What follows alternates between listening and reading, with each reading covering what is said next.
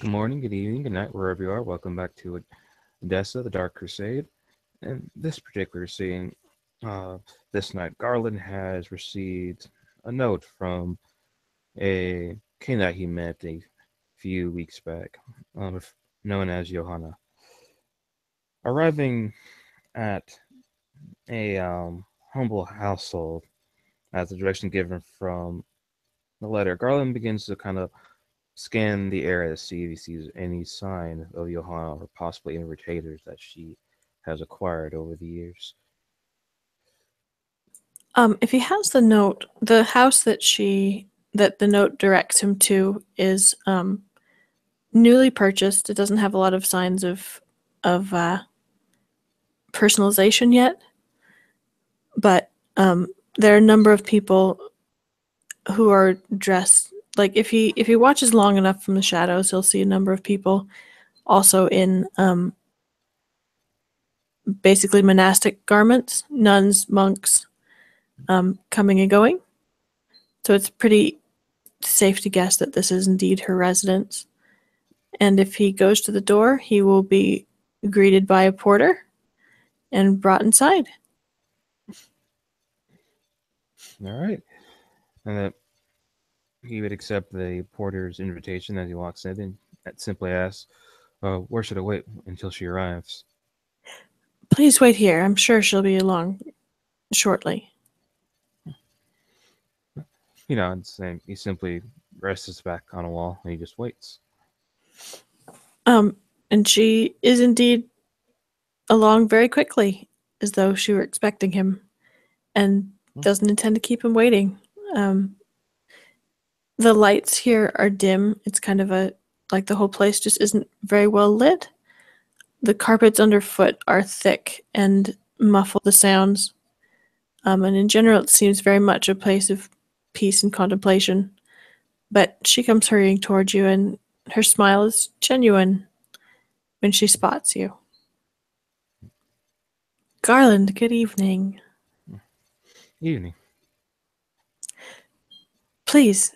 And she kind of gestures him to follow her. He pushes his back off the wall and begins to follow her. I was surprised you asked to see me. Were you? I very much enjoyed our conversation before. I hope I haven't inconvenienced you. No, no, we're perfectly fine. You don't mind? Not a bit. So, so How have you been? I've been alright. It's been relatively quiet these days.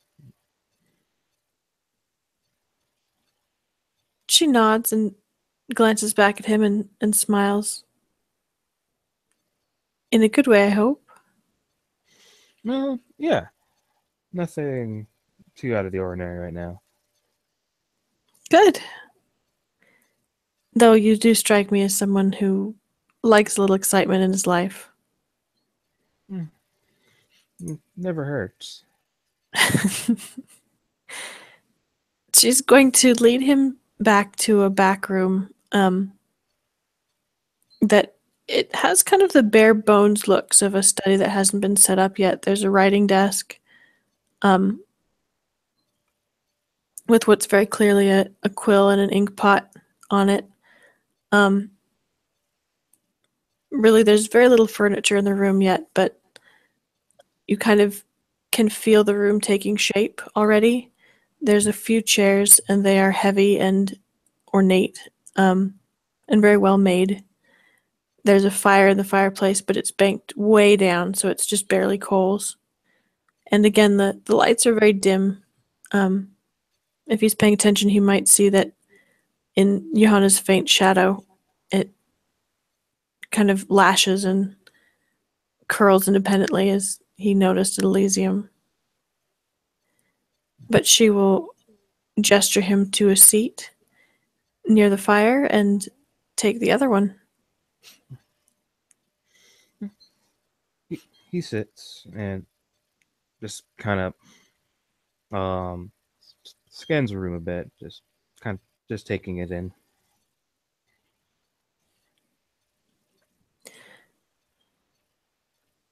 So, are you looking for excitement? Hmm. That depends. That's a fair answer. I'm not sure I have any to offer you, but my own nights have been busy.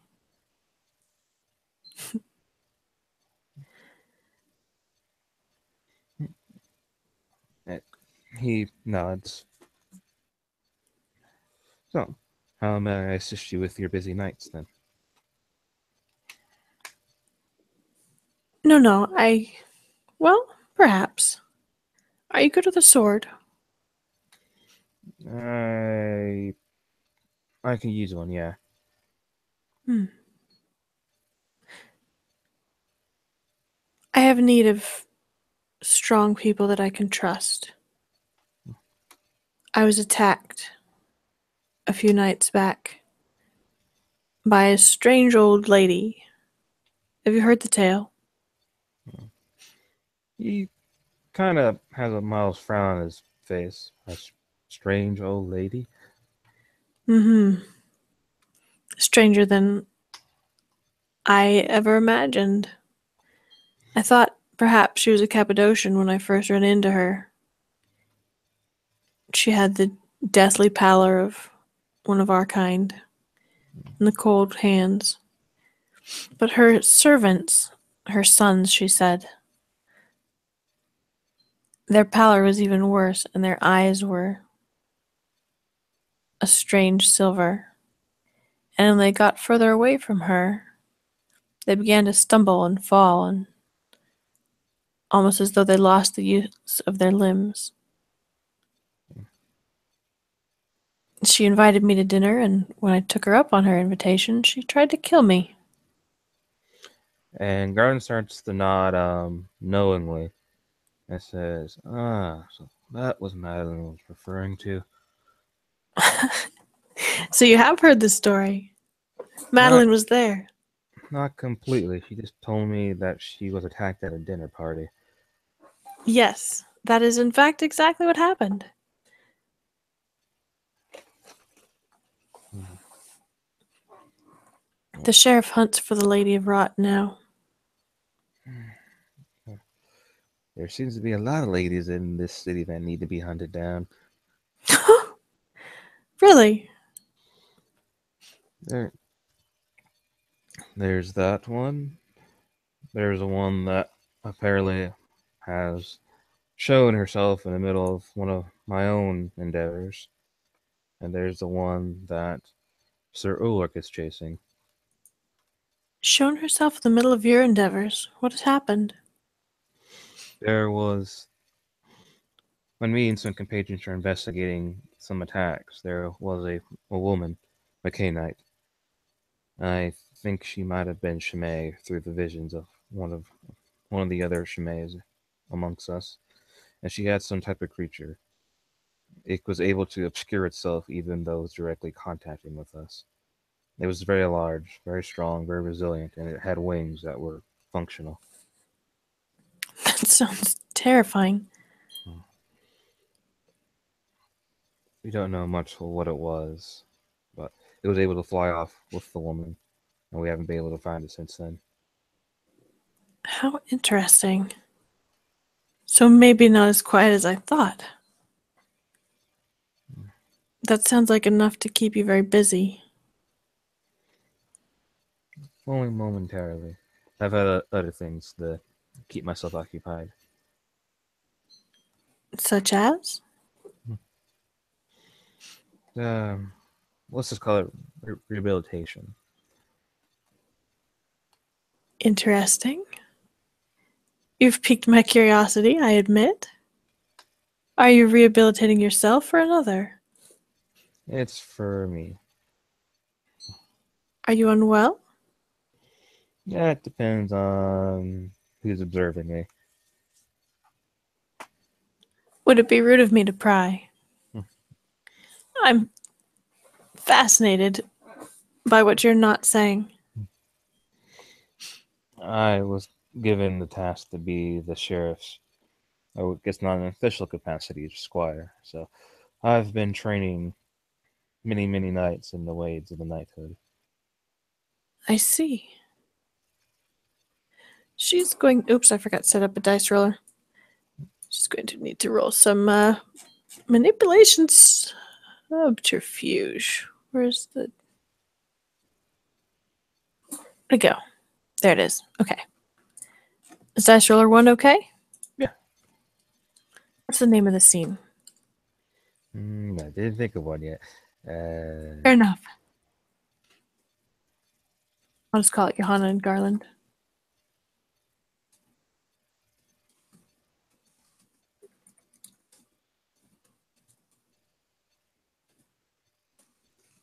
Oh my goodness. Can't type tonight. Okay. What do we have for manip subterfuge? I think it's 7. She was not expecting to hear that he is the sheriff's squire.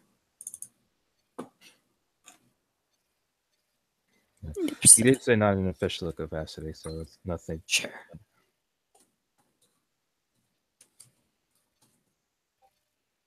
Right. She has 2 successes. If you want to roll P&E.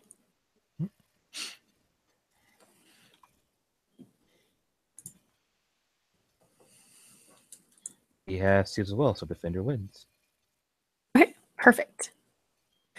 Yeah. So she doesn't. He sees no reaction when he says that he's the sheriff's squire in an unofficial capacity.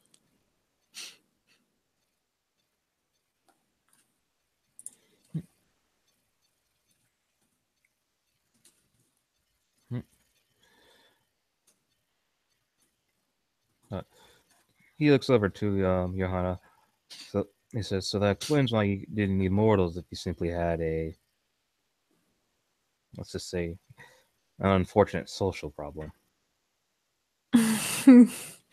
Yes, indeed. More than unfortunate. Would you like to be bored with the details? If you're wishing me to investigate this person, I believe that it's very much needed. She studies him curiously. May I be blunt with you? Of course. To be very blunt, do not investigate her too closely by yourself. She was almost more than a match for both Madeline and myself. And we're both Ancilla. Yeah. Garland twitches a bit when he hears that.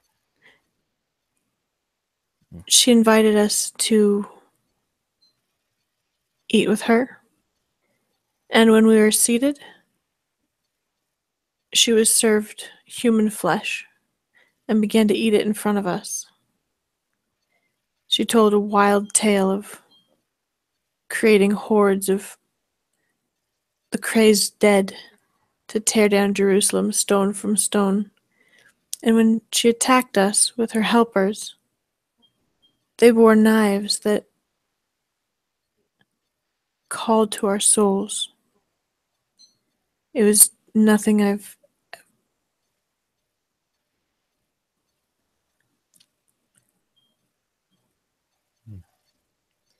Yeah. It was. Garland's face gets a little grim hearing this tale. You must imagine being in pain and feeling as though your soul sought to leave without your say so, to fight your own urges, and know that if your soul did as it pleased, you would lose it. I felt torn, and I think, not to discount your prowess, of course, but I think you would not fare well alone against her. He nods. Oh, I see. But the sheriff and I both seek to bring her in to curtail her mad efforts. If you do find yourself bored looking for adventure, perhaps either of us could provide you with some.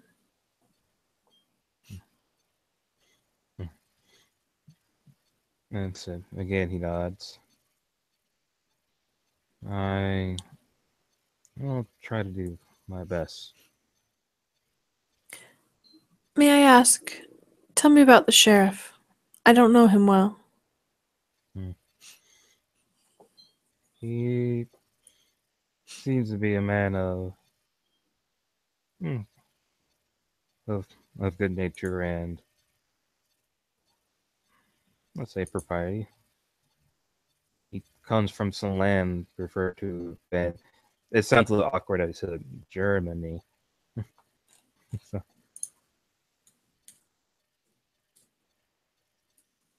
that I never heard of it. Does it disturb you? Hmm. Yeah, there's supposedly the world's a lot bigger than we think it is, so it's not that upset. That's certainly true.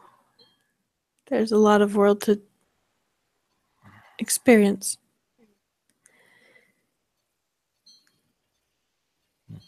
But I mean, not his history, but who he is as a person. How do you find him? Fair? Reckless? Cautious? Hmm. He seems honorable and fair. What expect from a knight or a gentleman?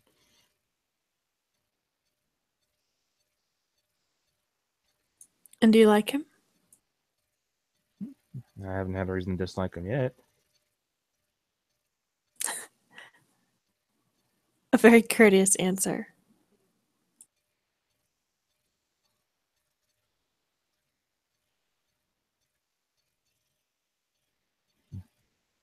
but it's not like I've known him for a decade or two. It's been merely a few weeks. And how did you become his unofficial squire? Due to some actions that I've done recently within Edessa. Are they secrets? Hmm. And he sighs. Well, technically no, because he found out. Oh dear. Well, this story sounds like it just got much more interesting. What happened? Yeah,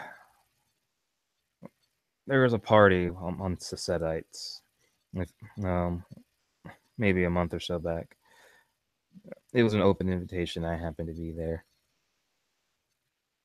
and when I noticed some odd happenings on a side street, I wanted to investigate. The man, the Ventru, I believe his name is. Is it Garrick or Garrick? I always forget. Uh, the Ventru. Gerard? Yeah, Gerard. Got it. Yes, Okay. yes. The Ventru Gerard was there, and at first he simply saw me as a simple fool, as I was trying to go for at the time. And when I was stymieing my endeavor, and I was simply enjoying myself at the party, a guard that I saw when I was investigating, saw me again, and he began to wish me to leave the party. And I thought at the time that I could possibly at least gain some entertainment of a mild jest of a challenge. Ah, I see. Unfortunately, the guard was not mortal and some type of ghoul. He was able to cut my chest open, and Oh, Gerard was able to scare him off. But apparently, in response of seeing me in such a, let's just say, an uncouth position, he began to slam his foot on my head into the ground. oh, oh dear. Yes. And due to that, I lost control. I see. I'm sorry. That can be Uh, very embarrassing. Or worse. I It was embarrassing, but I'm more frustrated and uh, Gerard's actions. How so? Hmm. Uh, I see it's unnecessary. The in this case, to truly hit a man while he's down. That is an apt description, it sounds like.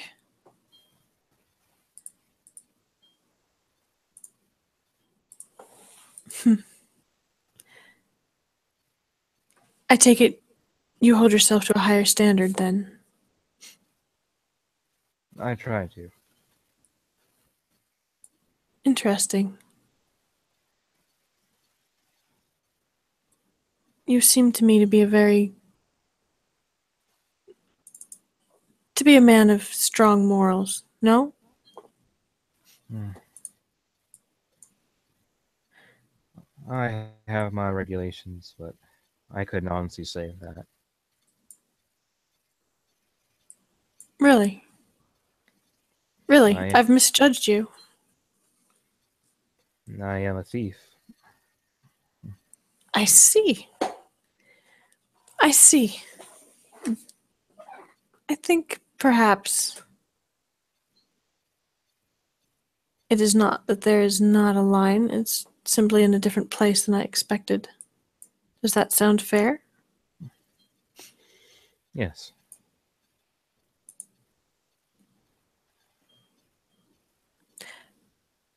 Perhaps you hold human dignity in higher esteem than material wealth.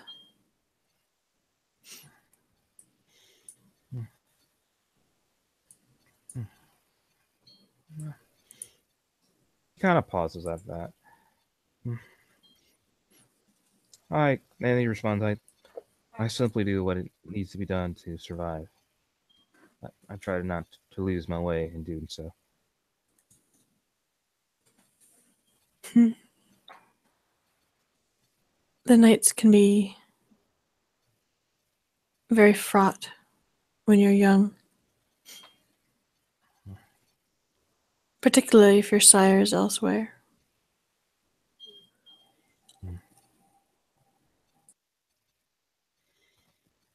He nods.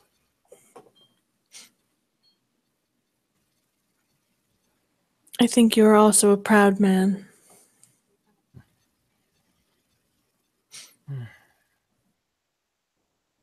And he doesn't necessarily say anything or disagree.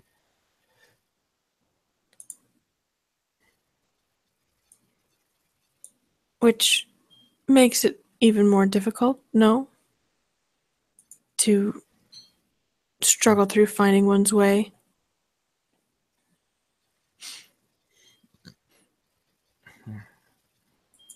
And what makes it difficult is everybody has different ways to follow their path. Yes. Though I'm curious about the way you phrase it. The differences make it difficult. Not everybody believes in the same things, thus there will be conflict. Has someone set themselves against you? I guess not directly. Besides Gerard, who is simply unstoppable. He's only unstoppable temporarily. Oh? Do you scheme to stop him? Not today. That is the answer of a Canaanite who will live long. You'll have your moment, I'm certain. Hopefully so. And perhaps there will be some sort of new understanding in it. I can hope. For my own sake. I like you both and would like to see you reconciled. He would wish not to see reconciliation for me as much as he simply wants servitude. He is a Ventru. As far as the examples through my sire, the men in the city have been lacking, in my opinion. Interesting, how so? Maybe because my sire is more of a vagabond in a way, or maybe I guess in my case, as actually I'm a king of the vagabonds. He Ah, he does not see, let's say, the lines of such actions to be necessary, except to a certain point. Orlick seems to lose his temper easily, and so does Gerard. Whether or not they lose themselves to the beast, it does not matter. They have a certain way of seeing the things, and if the world does not fit its patterns properly, if they have the power to do something about it, they will, which is commendable in certain ways. interesting. I'm surprised you qualify it. It's only commendable in certain ways. When does it lose its commendability?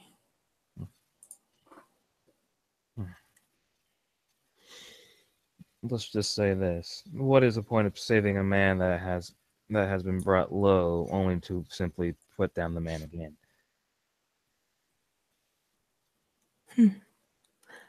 An interesting question.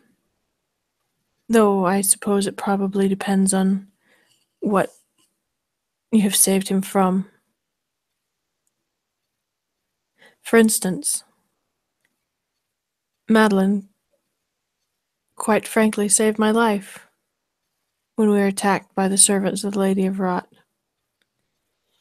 And yet, in doing so, she nearly killed me. She used her powers to drag me through a window, knowing the window's magic, and yet there was no other way from the room. The blow left me unconscious, and yet I would have chosen that darkness over even another second's touch of the knives that were the alternative. I feel with that situation that's more of a needed necessity. Perhaps the Ventru. I cannot speak for Ulrich. I do not know him, but I have known many Ventru in my life. Oric is a little somber. Perhaps. Gerard's the. Yes. She's saying she doesn't know Ulrich, Oh, but sorry. she might speak for the Ventru, maybe. I think the Ventru see necessity different than you or I. Sometimes the things they find necessary, the things that they need are different than you or I might need. Hmm. I understand what you're saying, though. I think.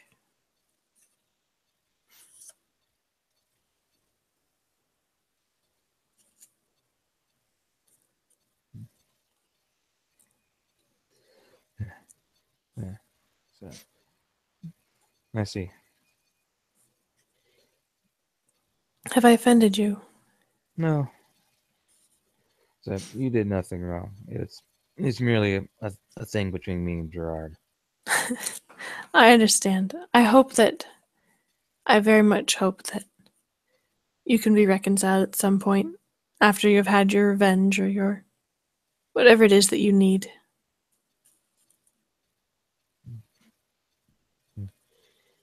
He looks away for a moment. Both of you have been lights in this dark city, men of strong conscience. Hmm. Oh, now. There cannot be too many of those in my life. Maybe your views are different, but as I said, there's no such thing as too many.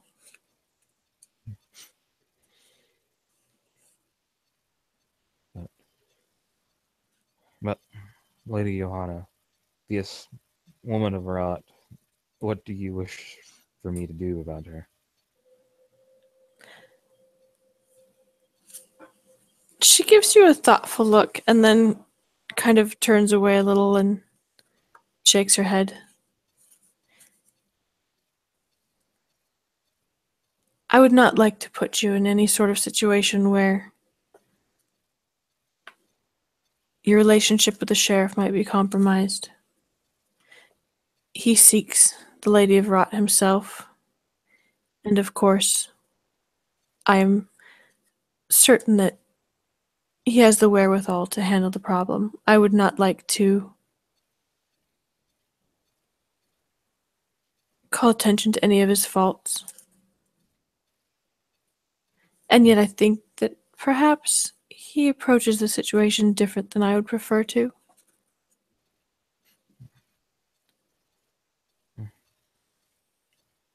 I see it this way: if this person is that dangerous, we can't do everything the same, or we may never get a result.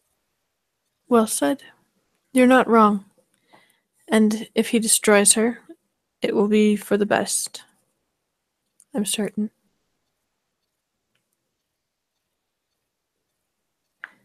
Then what seems to be the compromise? Please, you shouldn't trouble yourself. I will do a little hunting of my own. Hunting of the Lady of Wrath.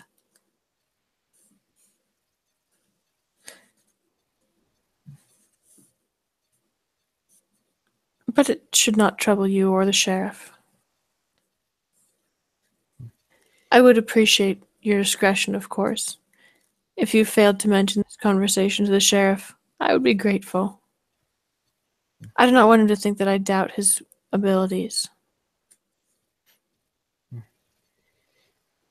I see no reason to deny a fellow citizen of Edessa to show some initiative in its protection. That I understand. Well said. We'll make a diplomat of you yet.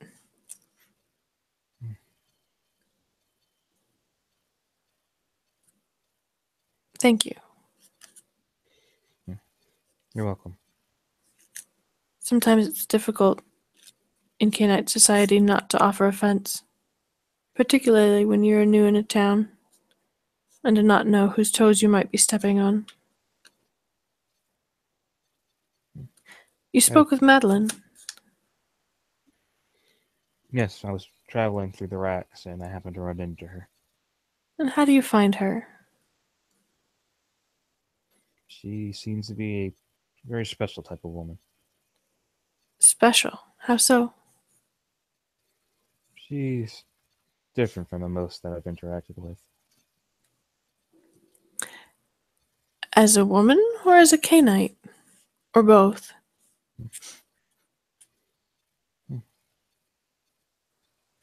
Possibly both. I try not to mix, let's say, views of a person simply because they're mortal or not. In the end, we're still Hmm. um, containers of basically ash and blood, mortal or not. Hmm.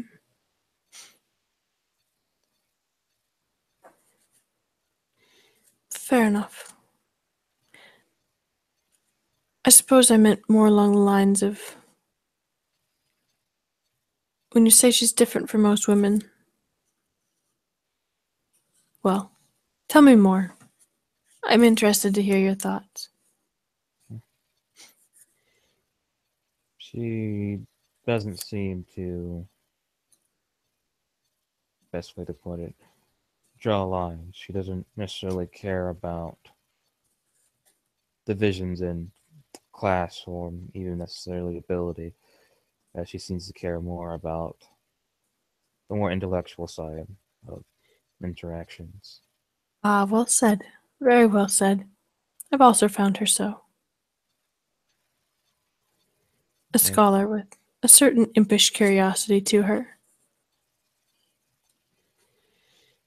she also seems to command the respect of the city greatly, though she is referred to as the previous seneschal, so I assume that's it's to be expected.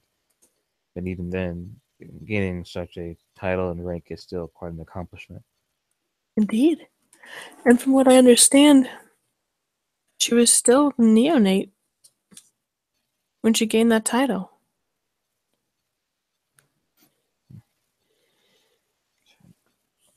She she very much surely proved herself to the previous prince of the city. There are many good stories here. I look forward to knowing them.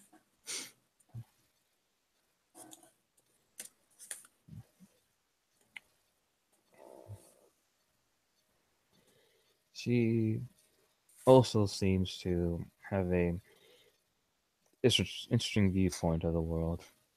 It is unique, if nonetheless, Really, from what I've seen. unique is a strange word to use about any kindred. We tend to fall into so many of the same ruts. Indeed, May I ask what it is you find about her that's unique? that will, for at least this encounter, will be. Will be what? Sorry, you cut out.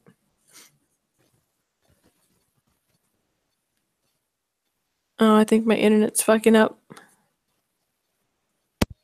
There, can you hear me now? Oh, there we go. Yes.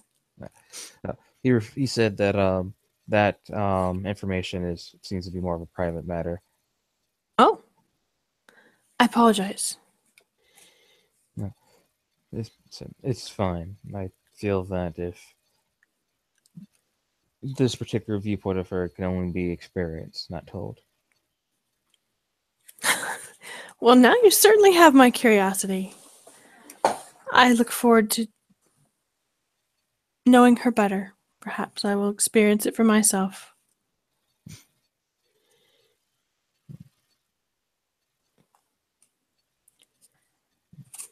He nods.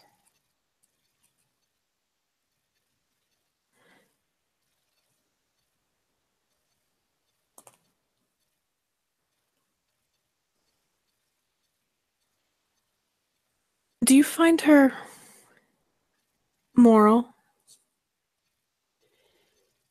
I find her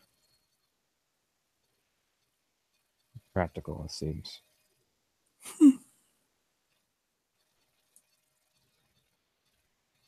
A good word. A little dull, but a good word.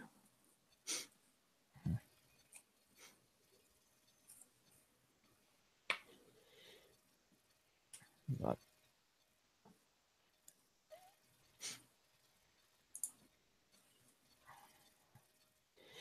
in comparison to Gerard and Ulrich, she's not easily offended, and she does not much care for unnecessary formalities. You're right. That's a good assessment. And important. Do you care for formalities? I have seen you brush them aside a little, I think, but I've also seen you respect them. You're polite.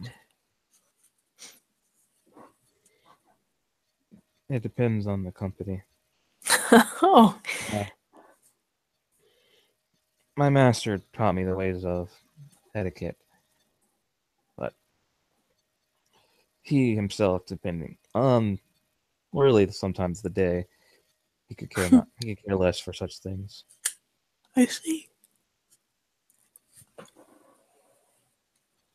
Out of character, I'm going to die if I don't sleep soon. No, it's So, fine. Johanna will slide to her feet. I hope you'll call on me again. You are always invited here. Garland does a little bit of a grin, and he says, "I thought you called me." I did. But an invitation to offer another invitation. You're invited that you may invite yourself whenever you like. If you give me a And little warning, when you come hungry, I will see that you're fed. he begins to slowly rise. I'm typically not too hungry these days, Good.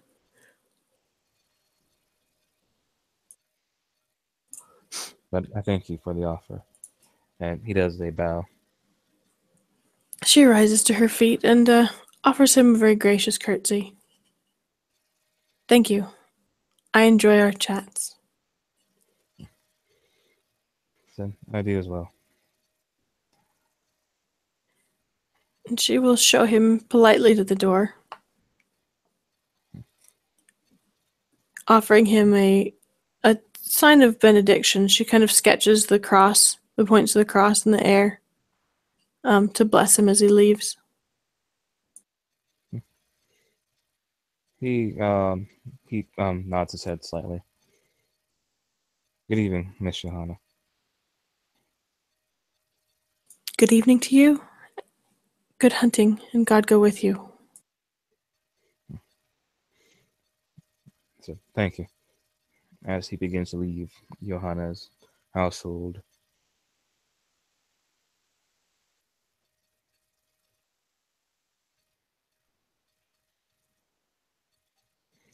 And I think there we can end our scene.